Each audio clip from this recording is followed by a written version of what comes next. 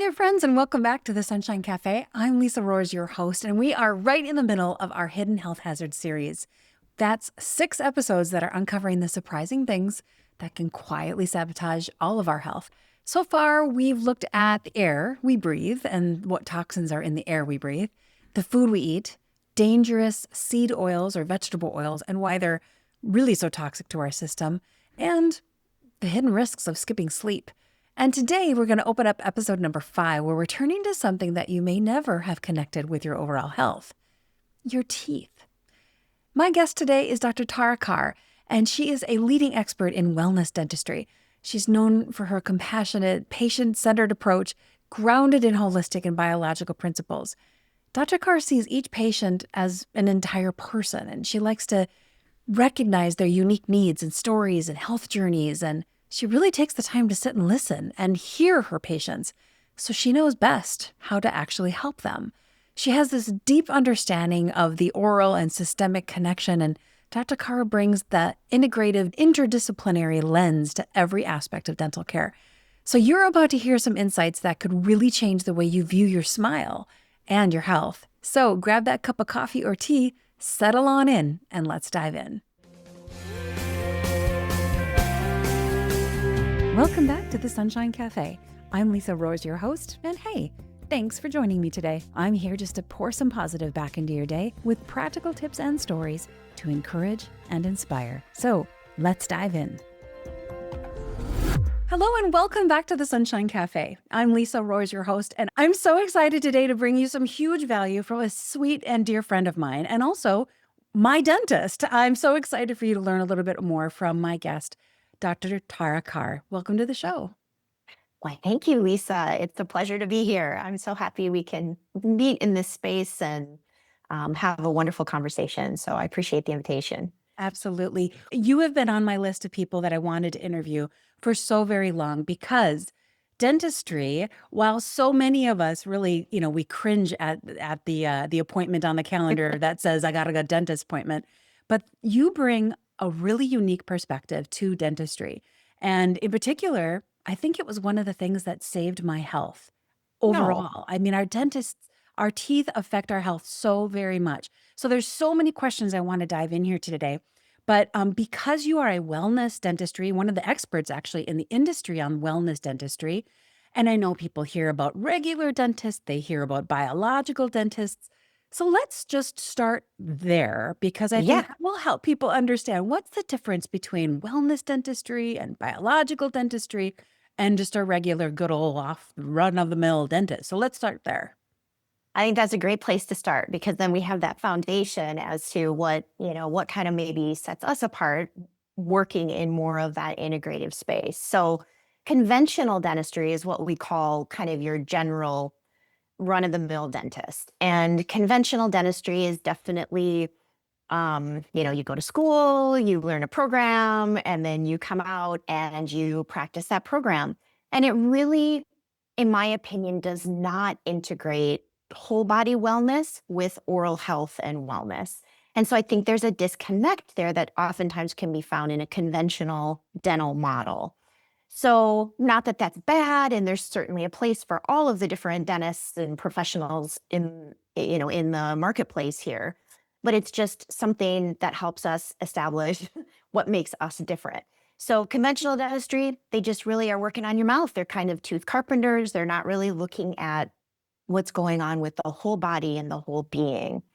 So then we shift gears into biological dentistry and biological dentists. And the difference there is that we are looking at what's going on in the whole body from a biological perspective. So sometimes it can be chicken and egg. Is it the nutrition that's causing the cavity in the tooth? Or is it gut dysbiosis or chronic inflammation or some sort of methylation issue or whatever it happens to be? So we're really looking at not just what's going on in the mouth, but how that's connected to the whole body. And then we're also very, very aware that everything that we do in dentistry is something synthetic. There's nothing that's natural about dentistry and the materials that we use. And so we're very, very aware of how something that may be safe and effective in my body may be completely dysregulating and disruptive in your body. So there's different types of testing that can be done to determine which dental materials are the least reactive in your body or the most supportive and neutral in your body. And then we can use that information to make informed decisions as to what type of treatment or what type of materials we're going to use. So that's kind of biological dentistry, is really looking at the whole body, looking at the whole picture, and then making sure that whatever we're putting into the body is in some way tested. And, with the information that we have, that's the best that we have to offer. Now, there's another layer on top of that, which is wellness dentistry, right? So, wellness dentistry, I would say, holistic dentistry, kind of holistic, has been overused, right? Like, what does that even mean anymore, right? So, I think those of us in the kind of integrative space are moving away from that holistic just because it's been watered down. It doesn't really have meaning or purpose anymore. The edges are very blurry with all of that. And a lot of times it's just used as a marketing ploy.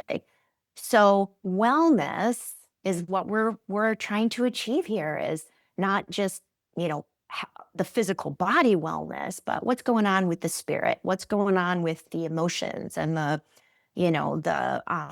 mental body, and kind of integrating that whole thing. So wellness dentistry is really about these building blocks. So we learn the technical aspects in the dental school and through that kind of traditional program. But then we step into more, honoring the biology and recognizing the connection between all of that.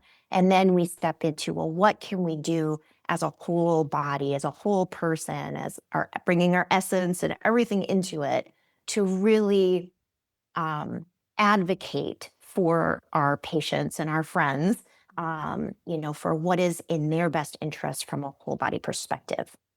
That was a long answer to your very short question. No, that makes a ton of sense. And I Yeah. love that you set that as a foundation, because that is Yeah. really that is a really great place to start.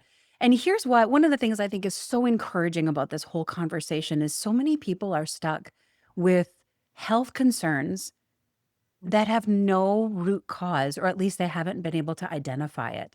And so Yes. many people overlook the power and the influence that comes from our mouth, these teeth that Yes. we have in our mouth. And so, one quick question, and I do want to get, you have such a beautiful backstory as well. I want to get to that as well. But one of the things I'd like to touch on briefly is, what are the dangers of not looking at the whole body, the whole wellness picture when it comes to someone's health and their wellness? What's the danger of not doing that? Well, I could go off for about 15 hours to I answer bet. this question. I know I could too, given Um, my background for sure, but what are some of the highlights? Okay. So the first thing that came to my mind is the kids. Okay. The kids. So this is, where we have the most opportunity to optimize growth, development, brain health, gut health, all of it. And so that was just the first part that came to my head. So I'll just speak to that. And then if you have, additional questions or specifics about other things, I'm happy to talk about that too. So again, we have a conventional approach and then a whole body approach. And when we're looking at growth, when I'm looking at growth and development in children, I'm really looking at a lot of different things. So, do they have a head tilt? Are they breathing through their mouth? Do they have asymmetry? Their eyes aren't even, or their facial growth pattern isn't symmetrical. What's going on during their sleep? Are they snoring? Are they grinding? Is there restless sleep? Are they heating up? Is there speech stuff that's involved? Not just looking at the teeth, right? And we just let the baby teeth do what the baby teeth do. And then when we're in that kind of preteen or teenage, we just go into orthodontics and we pull permanent teeth and we go down that path. That's the conventional path. But from this more wellness, this more integrative approach, I'm looking at what's going on with this kid. And if we're getting asymmetry, or we're having snoring at night, or there's tooth grinding, or something that is a red flag, we have an opportunity to intervene and actually grow the face right and grow the airway right. And that's going to help grow the brain right and grow the gut and the digestion and everything right. So, And or maybe not be the panacea that solves everything, but it's certainly going to be very impactful and helpful. So that's just an example of, if we just go kind of down that conventional route, we're not looking at these things that really impact health and wellness and longevity and the ability of children to optimally grow and develop cognitively, emotionally, being able to regulate their nervous systems and be able to, not go down the path of ADHD and some of these other, kind of pathways that we're very familiar with these days. So that's one example. I'll yeah. give you another example on the adult end, which would be root canals. Okay. So again, here's a conventional approach to dentistry. Something goes wrong with your tooth starts to die, or you have an injury, and the standard of care in conventional dentistry is a root canal. I won't go into the details about what that procedure is. I think people have an basic understanding of it. But basically, what happens with a root canal is you kill the tooth. So you take all the living structures out of the tooth, but there's no way to sterilize the tooth in the body.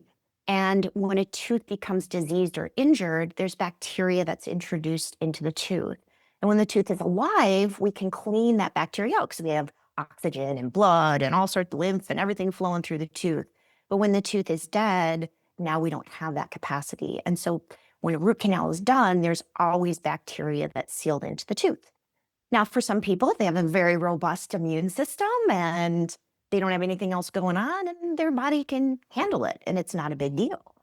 But there are a lot of people where they aren't in that situation. And now this root canal, which is a dead body part that's infected with bacteria, can start leaching out into the rest of the body through the bloodstream, through tissues, and all sorts of ways.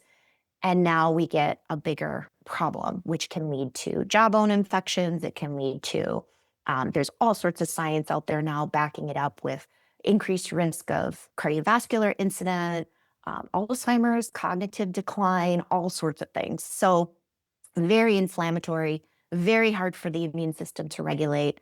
And so a simple dental procedure that's recommended by, I don't know, 80% of the dentists out there in the world, isn't safe for everyone. And so it can lead people down a very, very slow, progressive decline, or a very exaggerated acute one. And just like you were stating earlier, here we are with just something big going on that nobody can identify why all of a sudden now you have autoimmune or you have something else going on. So oftentimes it can lead right back to the mouth. Exactly. And that I can speak from personal experience on that Yeah. because I woke up one morning and could not walk. And it Mhm. literally came, well, I shouldn't say it came on that soon because I'm sure the symptoms had been gathering over the last few years prior to that, but it all came down to the two root canals that I had had Mhm. that were just leaching that bacteria, like you said, into my Yes. system. And as much as I know conventional dentistry tries to clean it all out, like you said, you can never get all of it out. Mhm. And so if you've got a compromised immune system or other things in your environment or your food or Mhm. whatever it may be going in, on, or around the body, that's one more thing that's taxing your system. And I think it's interesting you said, I think so many people don't connect how much influence these teeth in our face and in our mouth, Yes. this teeth have on our whole body. It's really overlooked so often, don't you think? Oh my gosh, for sure. Then even, when you think about going to a physician or a medical provider of some kind, you may go and have thousands of dollars worth of lab tests and blood work done and CTs and MRIs and all sorts of stuff. But they aren't sending you back to your dentist to see Right. if, there is some sort of underlying infection or there's something going on, with the oral health that could be very significant in impacting the overall health of the body. Yeah, exactly. And actually, I didn't Mhm. even connect the dots until I had done my Yes. own kind of chronological health history. And I was Mhm. looking over to find out because I was like determined after 26 doctors, I was determined to get to the root cause for my situation. And then I saw in this litany of things that I had on my health history that just a year or 2 years before I had had these two root canals. When I did some research, I found out exactly the things that you were just telling our audience here about how those root canals are not always safe for everyone. No, they are not. And again, I'm not a one size fits all at all. So for some people, they can do okay and it's not. And now there are some adjunctive procedures that dentists do, like using ozone or making sure they're lasering and just doing a better job of cleaning out those canals in the tooth. But still, it is, there is a lot of controversy and a lot of potential there for dysregulation in the body with root canals for sure. Absolutely. Well, for anybody listening today, I think that's just a huge encouragement. If you've been hitting into a dead end on your health Yes. and you haven't been able to find answers for what's going on, like I said, I went through 26 doctors, none of which understood what was happening until I found Tara. And once I found Tara, she directed me toward the things that I needed to actually heal. And once I healed those teeth, the rest of my body kind of fell in line. It was like, thank you. I can relax now. Sometimes I have to put on my Sherlock Holmes pipe, right? And try to investigate a little deeper as to what might be associated with some of the symptoms that are appearing, the signs from the body that something is out of whack. Yeah. Well, I hope that's encouraging to people because it's one thing they might not have been looking at. So let's back up then a little bit, find out a Yeah, little more about your story. How did yeah. you, like, I assume maybe you started in more of a conventional dentistry Mhm. position or role. How did your eyes open up to this new way of doing dentistry? Again, this is a long story, so I'll try to keep it, I don't know, somewhat within the lines there. But I had the privilege of just being raised in a family where we saw chiropractors and we saw acupuncturists and we took vitamins and supplements and there was awareness about food and nutrition. So I had the gift of kind of being raised in an environment where every time you got a sniffle, you didn't run off to the physician and get an antibiotic, or if your back was out, you didn't go on pain pills, you went to the chiropractor. And part of that is taking self responsibility and making those healthy lifestyle choices. So I had this kind of fundamental background, just in a different, I guess nowadays it's not really a different paradigm, but back then it was kind of a different paradigm. And so I'm very fortunate to have had that as part of my history. Well, how did I go from that to becoming a dentist? I was on the trajectory to become a teacher. So I got all of my education and everything in English literature and writing. And then I ended up graduating from college and then was going to do a graduate program. And I moved out of state for that and got myself a job cleaning a dental office, right? This is how it started. Wow. So here I am, doing my postgraduate education, cleaning a dental office, and then the dentist's receptionist ended up needing maternity leave. So I filled in as the receptionist. Mm. And then his assistant needed some time off. So I filled in as an assistant. And I developed this really sweet relationship with this dentist. And I wouldn't call he didn't categorize himself as holistic, but he was very conservative. He was very aware that there's a connection between the mouth and the body. And so he was just a really great mentor and kind of cheerleader. He's like, you're great at teaching, and that's part of what this is going to be. Um, but I think you should consider the dental profession. And so I thought I was going to be a hygienist, right? So that's what I thought I was going to do. So I had to go back to undergrad to take all of the sciences because I didn't have any of that background. So went back to school, took 2 years of sciences, and then at that point, I'd been working with this dentist for a while, and he really encouraged me to try to apply for dental school, which I did, and I got in. Um, Went through that whole program, came out, and as with a lot of dentists, there is a significant investment in money and time. By this time, I've been in college for 12 years, right? I've been hundreds of thousands of dollars in education. So you got to come out and work, right? And so I worked in a very dental insurance driven practice, doing very conventional dentistry, root canals included, amalgams included.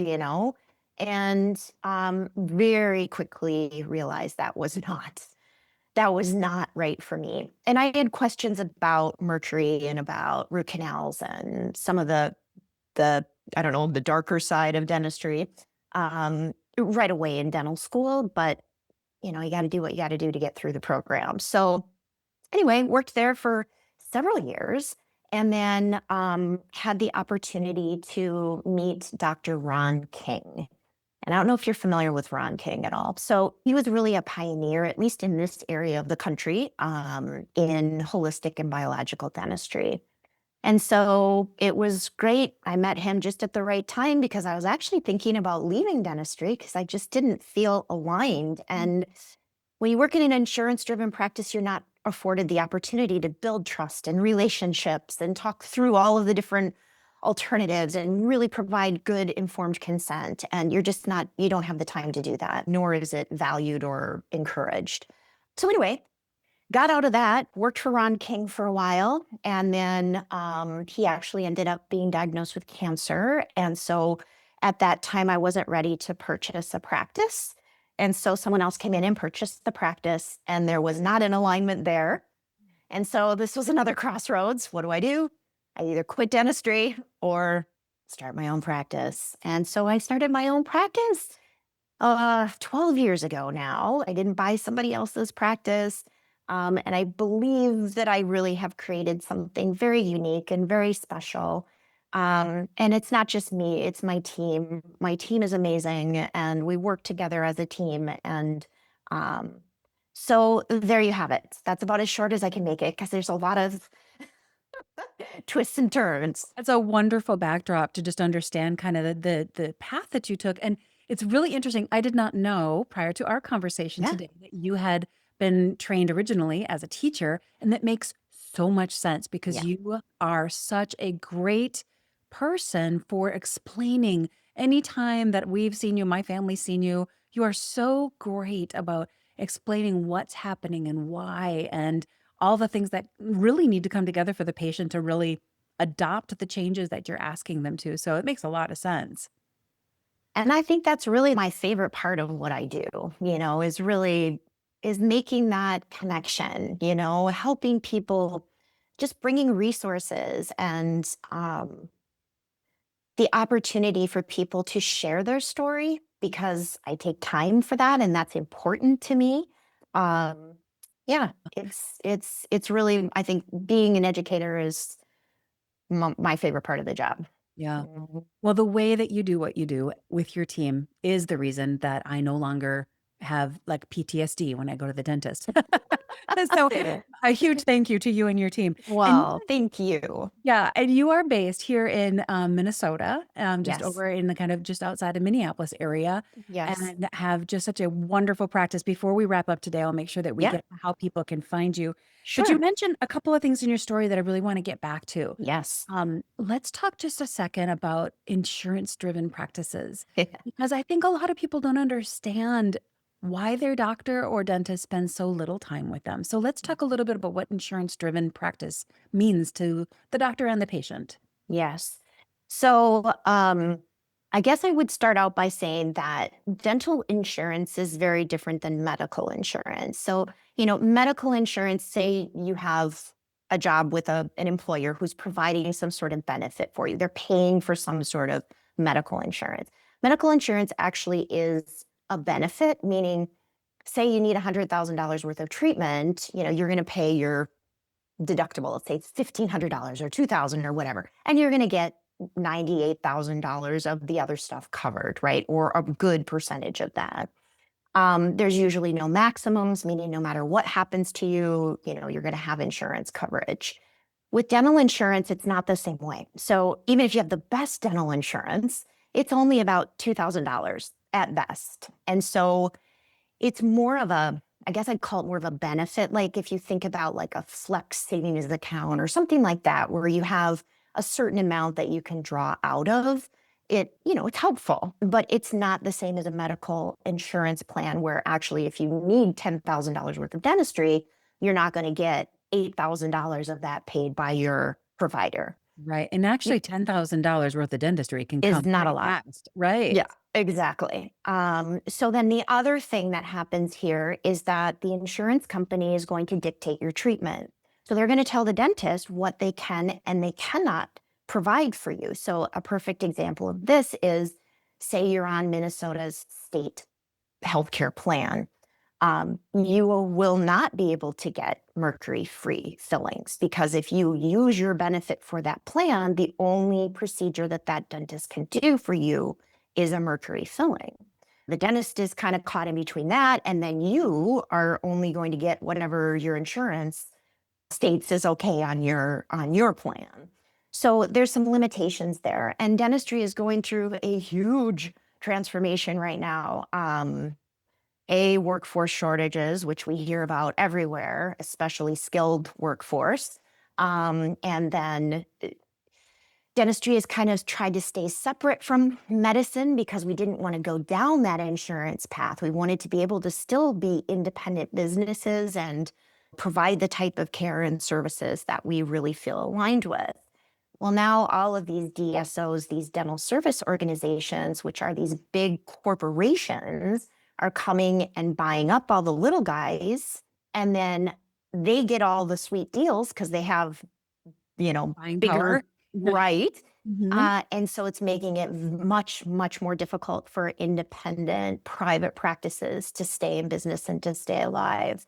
So that's a whole other topic, which we can talk about, but we won't go into that. But basically, to answer your question, insurance-driven practice means the dentist has quotas, just like a physician can't. They can't take a half hour or 45 minutes to sit with you and consult and really go over all your options and be able to give you proper informed consent. Secondly, they're only going to be able to do procedures that are covered by your insurance plan.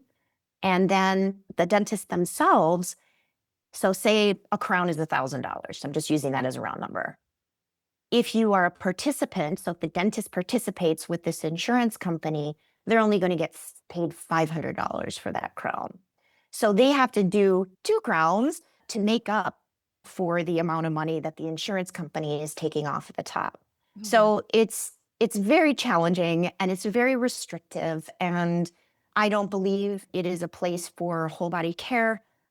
Even with cleanings are very different in our office versus a conventional dental office. So there's a lot of differences. And again, if that's what you got and you got a toothache and that's all you can afford and that's what, great, go see your insurance in-network dentist. But if you're really looking for whole body wellness and how that oral health impacts whole body and looking at what all of your options are and the risks and benefits of each of those options, you're going to have to step outside of that insurance-driven model to find that. Exactly. I had Mhm. no idea, Tara, that the insurance drove how much time a doctor Mhm. could spend with their patient. I didn't Yes. it made sense to me that they're gonna, cap how much things could be charged, how much that they would reimburse. Right. But I didn't never thought about the fact that they require you to have certain quotas and require you to spend certain amount of time with each person and not anymore. And that's interesting. And not even just for the dentist, for the hygienists too. So the hygienists are expected to, their production and their how many people they see. So it just sets Wow. this really that is not a healing space to No, be in, nor is no. it healing to be in an assembly line, one size fits all sort of model, in my opinion. No. So Yeah. I think yeah, as human beings, we all feel that. We yeah. feel the assembly line. It's a great example or a great analogy for it. We feel kind of like that. We're just ushered in. We got our 20-minute window and we're out. And Yeah, that doesn't feel humane, especially when you've got chronic things happening where you really need to talk through what's happening to the body and what might be being impacted by our teeth and the things that are in our mouth. absolutely. And that Absolutely. yeah, and that actually brings me right back to one of the other things you mentioned that we kind of brushed over, but I Mhm. think I want to dig into it just a little bit more because you mentioned mercury and you Yes. mentioned amalgams. And while I know that a lot of people are more and more familiar with what those two words mean as it comes to our teeth and our health, but I think there's still a lot of people out there who have no idea what is an amalgam and what is mercury and why is it so bad anyway. So I know that's another huge topic that you can talk for hours on, but can we help to educate the listener right now on just what those things are and how it's affecting their health? Absolutely. So, a dental amalgam is the technical. So, like if you were looking at insurance and coding and all of that, it's the filling itself is called a dental amalgam. And what amalgam means is it's multiple different things that are kind of melted together or combined together. And so, a dental amalgam is 5 different metals that are put together into this. I don't even know what you'd call it. It's like a grainy kind of, yeah. Anyway, they're put together in a formulation, and then that is placed into the tooth. And um, the concern about that is that the ingredients of that dental amalgam are at least 51% mercury. And so this is an elemental mercury. Like if you were to crack open one of those old school thermometers and you see the little beads flow, and nowadays, if something like that were to happen, you have to call the city. I mean, it's a huge deal to get all of that cleaned up. And yet we're still placing that into the head right next to the brain. It makes no sense. Anyway, mercury's main thing is that it is a neurotoxin, and it is a very, very potent neurotoxin. It's a heavy metal. And so heavy metals work together synergistically, meaning if you have a teeny tiny little bit of lead and a teeny tiny little bit of mercury, exponentially those two things create havoc in the body. So something that's like a 1 and a 1 coming together is like a million impact in the body. The other thing about heavy metals is they are very difficult to detoxify because they have a very strong affinity to the fatty tissues of the body, Oh, particularly the brain. So they go through the blood-brain barrier, but they'll also get in the gut and the kidney and the liver and, kind of the organs of the body. And then it's very difficult to actually bind those metals from the tissues and bring them into the bloodstream and out the body in a way that doesn't create more havoc on the way out. So they're heavy metals, which are incredibly toxic, and they're very, very difficult to get out of the body once they're there. Now, a lot of people make the argument that, well, I haven't had this silver filling for 50 years. And so, whatever happened then, and I'm not being exposed to anything now. And to a certain extent, there's some legitimacy to that. Over time, the mercury basically corrodes, the filling corrodes, and then you are exposed to those oxides or those corrosion byproducts, which are maybe a little easier to clear out of the body. But we eat on our teeth. We have hot, cold on our teeth. Our teeth are coming together constantly. And there is just this low level off gassing of that mercury. And when that mercury off gases, it becomes methylated. And methyl mercury, as we maybe have heard in other things like with fish, like you don't want to eat too much tuna because of all the methyl mercury in the tuna or the salmon.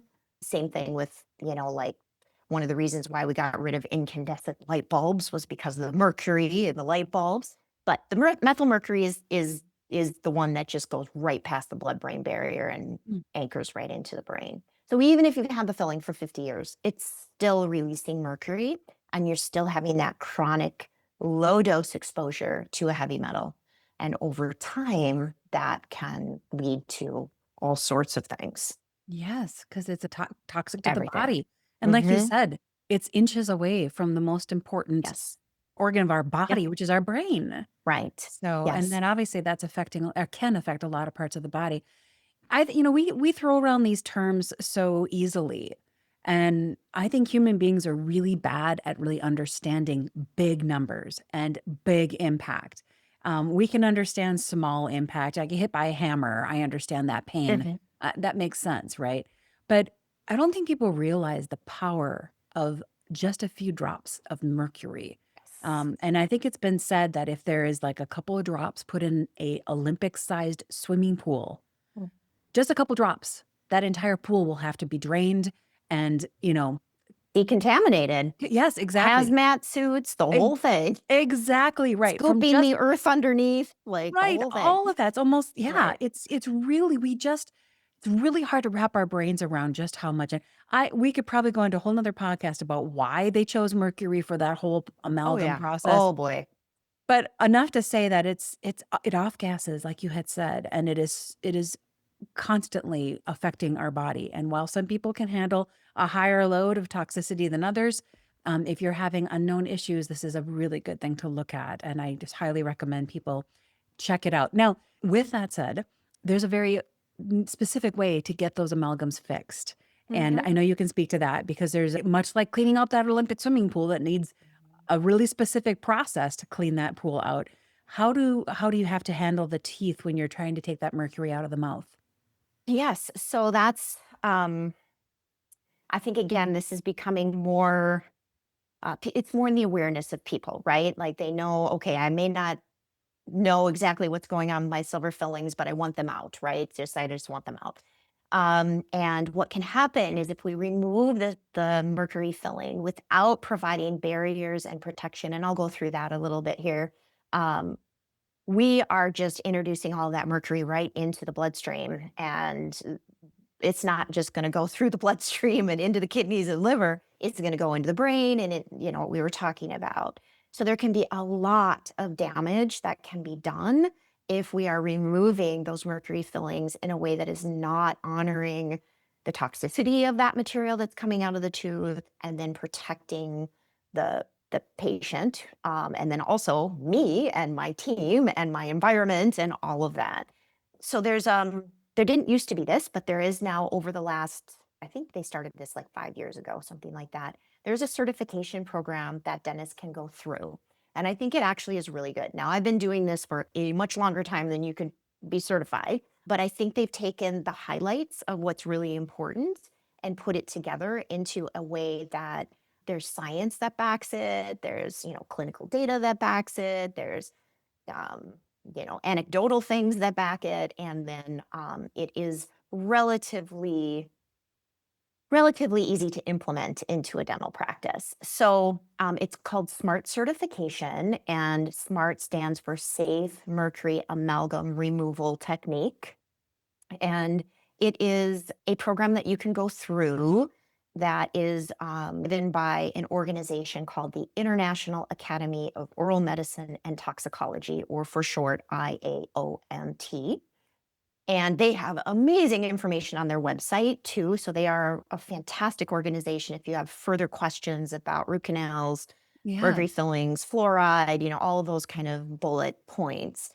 But anyway, they put together this program. Dentists can go through it and become certified. It's not just the dentist that becomes certified, it's the clinic. You have to have all of this stuff in place in order to safely remove it. So for if we go back to insurance driven versus wellness dentistry practice, there's no way that an insurance driven dentist can do this in the amount of time that they have to replace the filling.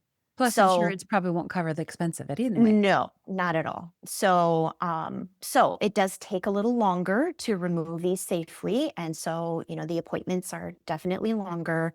And we have great information on our website about the specifics of that procedure, Mhm. as does the IAOMT.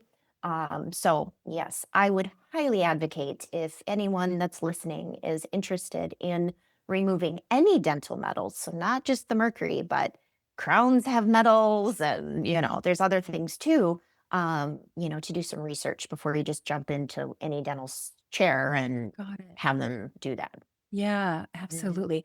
Well, and it makes a lot of sense because it's almost like you have this little fire brewing inside this filling, and Mhm. it's all kind of encapsulated, but it's leaking a little bit into the system. And if you're going to go in there and open up that filling and try to take that fire out, now all of a sudden you've exposed that to air, to pressure, to all the different things.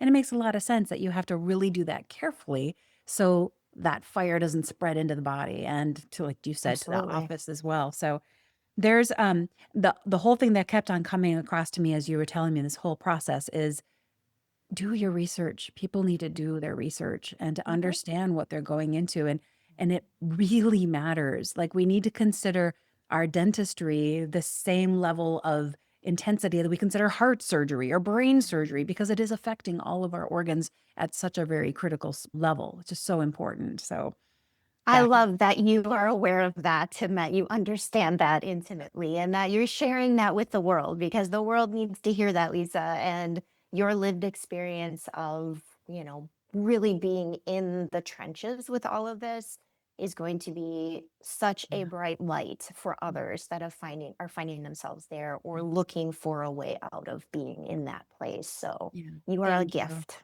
Oh, Yeah. thank you. Well, I'll tell you what, I was right where anybody else listening out there was. I had 2 root canals. I thought nothing of it. I had a ton of amalgams in my mouth, thought nothing of it. And again, it goes back to doing your research. Once I understood what those things were doing to my body, and unfortunately, I had to do the research after the fact. And my whole goal here, one of the goals with Sunshine Cafe, is to help empower people and give them tools and things that they can implement now to help their health and their happiness and to pour some positive back into their day.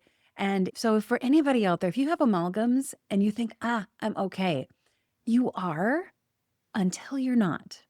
And so, why not take care of those before you get to the point where either health, wealth in your family, situations in your life make it really impossible or difficult to get those out of your mouth? Because life is going to show up.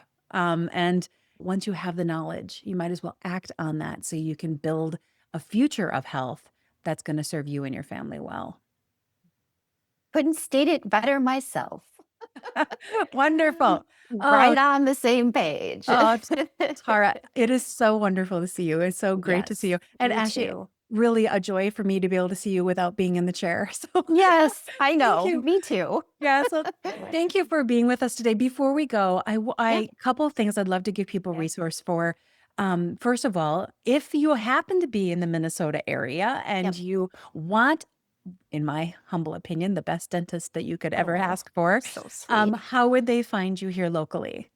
Yeah. So, I think our website is a great place to start just because it does give you more information and just kind of give you a vibe for our overall practice. So, the name of the practice is Wellspring Dental Health. And so the web address is just that www.wellspringdentalhealth.com. So, I think that's a great place to start if you have more questions or you're intrigued and you want to learn more. Otherwise, you certainly can call our office directly, and that number is 952-956-6700. Wonderful. And we do end up, got a little bit of a waiting list. So don't be surprised if you have to wait, a few months to get in as a new patient, but then once you're in, you're in. So it's just a little bit of onboarding to kind of get in as a new patient. Wonderful. I'll make sure that that link is in our show notes as well. Perfect. I will Thank also you. add the SMART certification information that you Yes. put there and the IAOMT. Yep. If somebody, because we have a lot of amazing listeners that are Yep. all over the world, actually, Mhm.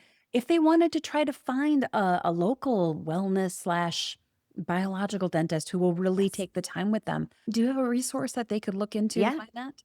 So the IAOMT again has a search engine on their website. So anyone that's SMART certified, what we were talking about, that mercury filling removal is listed. And then they also, if they're not SMART certified, but they kind of have that biological integrative approach, they will also be on their directories. So I think that's a great place to start.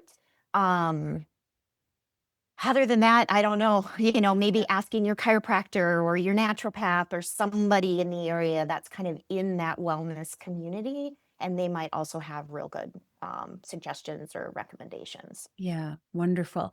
Well, and I think it doesn't hurt to ask your conventional dentist Oh, either. sure. If Hmm. nothing else, it helps your conventional dentist understand that that kind of service is one that people are looking for.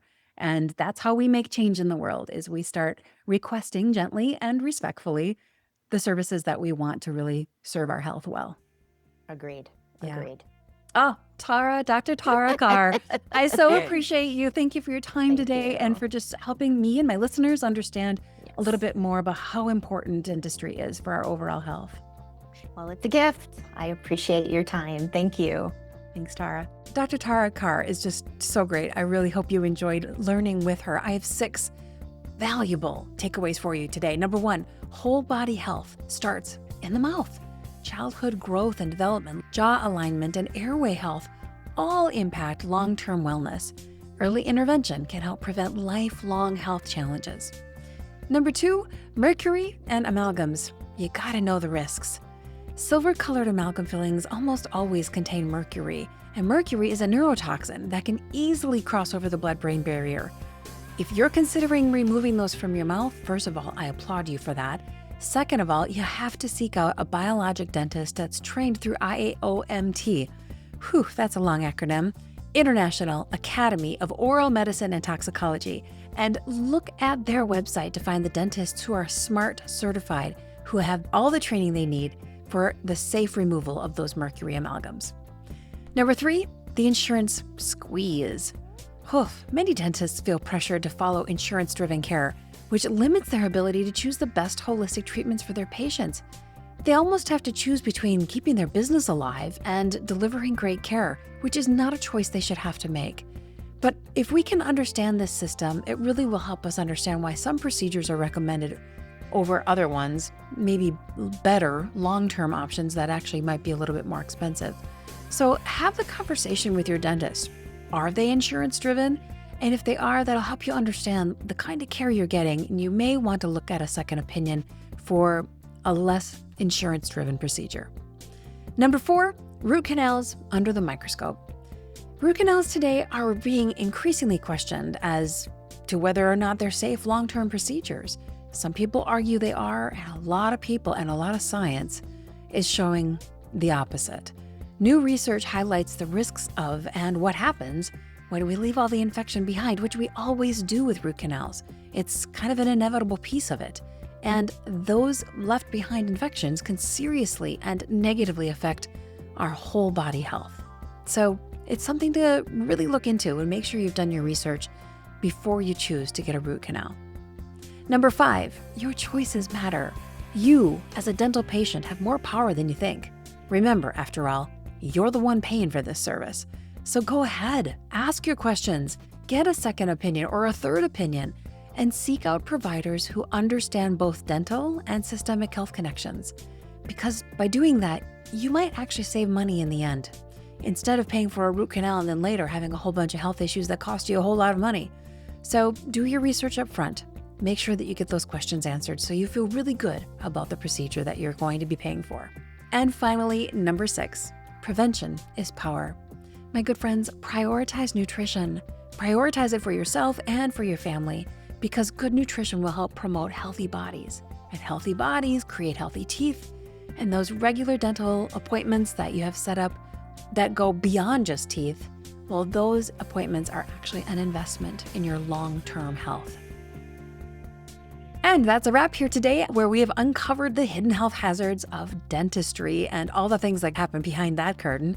But we have one more amazing episode left. Let me just really quick recap. Episode 88, I covered the dangers in just the air that we're breathing, from perfumes to propane and, well, a whole potpourri of other things that we take in our breath every day when we breathe. And then in episode 89, my friend Sherry Kalblum explained to us some of the hidden dangers in just regular food. Episode 90, we heard a real scoop on those dangerous seed oils or vegetable oils with the amazing Dr. Chris Kenobi. In episode 91, we uncovered the sleepy secrets of a good night's rest with Dr. Vicky Casper and just how much our body is doing while we are resting if we give ourselves a good 7 to 9 hours of sleep. And today, of course, we covered the hidden health hazards in dentistry. And our final episode is going to be with the one and only, the charismatic and also relatable researcher, the scientist and professor of brain and cognitive sciences, Dr. Susan Pierce Thompson. She is amazing, and she is going to reveal to us how to harness our freedom so we can live truly healthy, happy, and free.